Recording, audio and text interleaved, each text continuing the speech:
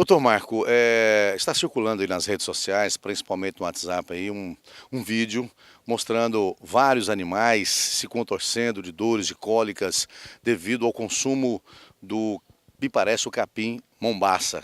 Queria que o senhor falasse um pouquinho sobre esse tipo de acontecimento com esses animais.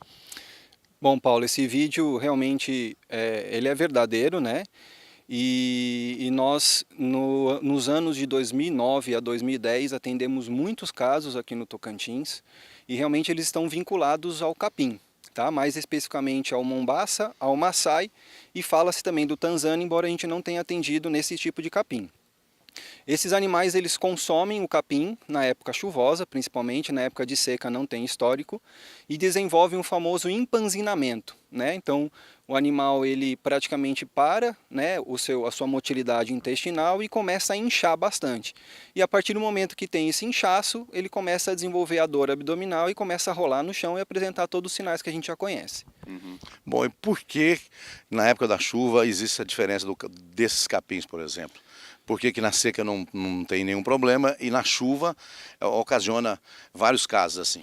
Ainda não se determinou de uma maneira precisa qual que é a relação, né, dos capins com propriamente dita cólica. O que se fala bastante é a questão da presença de carboidratos de fermentação rápida, né, e nesse período chuvoso há uma maior concentração, os animais acabam ingerindo, né, uma grande quantidade e acabam desencadeando o quadro de cólica. Bom, mas nesse caso aí que nós vimos nas cenas aí, são várias éguas, inclusive estão prenhas, praticamente a maioria delas já estavam mortas.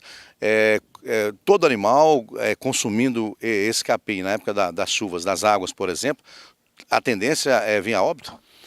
Na verdade, o quadro de cólica ele é bastante complexo, né? Nós temos animais, tem a questão individual, né, de animais que estão no mesmo piquete, alguns apresentarem, outros não, só que naquele piquete onde há a casuística de cólica, geralmente todos os animais que lá entram acabam apresentando a cólica, mas nem todos acabam desenvolvendo o óbito. Bom, por que isso acontece só com equinos, doutor? Na verdade, são animais mais sensíveis, né? Mais susceptíveis aos quadros de cólica, seja pela sua anatomia, pela sua fisiologia mastigatória, e são animais mais sensíveis em relação aos ruminantes, né? Embora a gente já tenha até visto relatos de alguns produtores falando que já aconteceu também em ruminantes.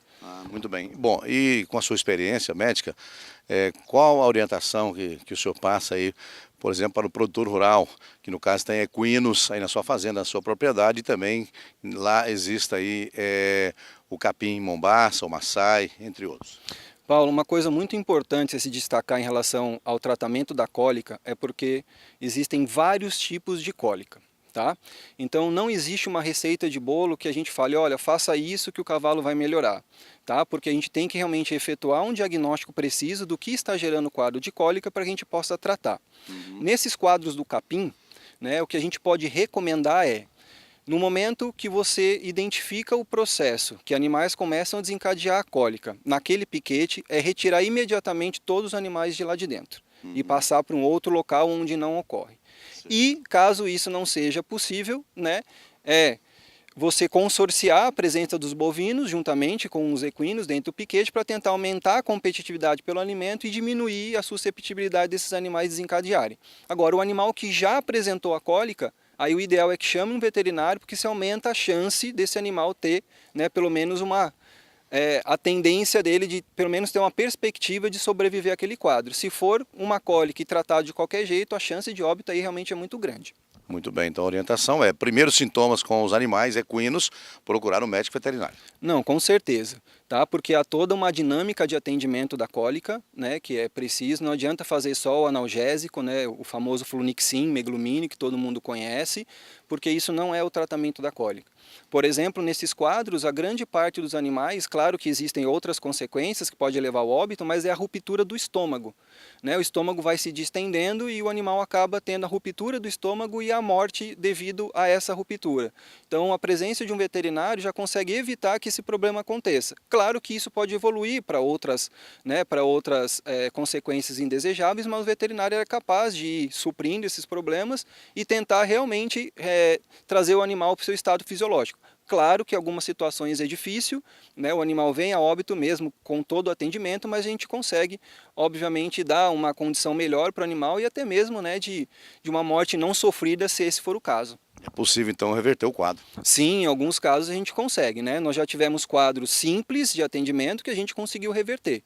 Claro que nós tivemos também quadros bastante complexos e que não foi possível mesmo com o tratamento, mas eu acho que a tentativa certa é o primeiro passo, né? Chamar o veterinário para que ele possa efetuar o tratamento emergencial do cavalo com cólica.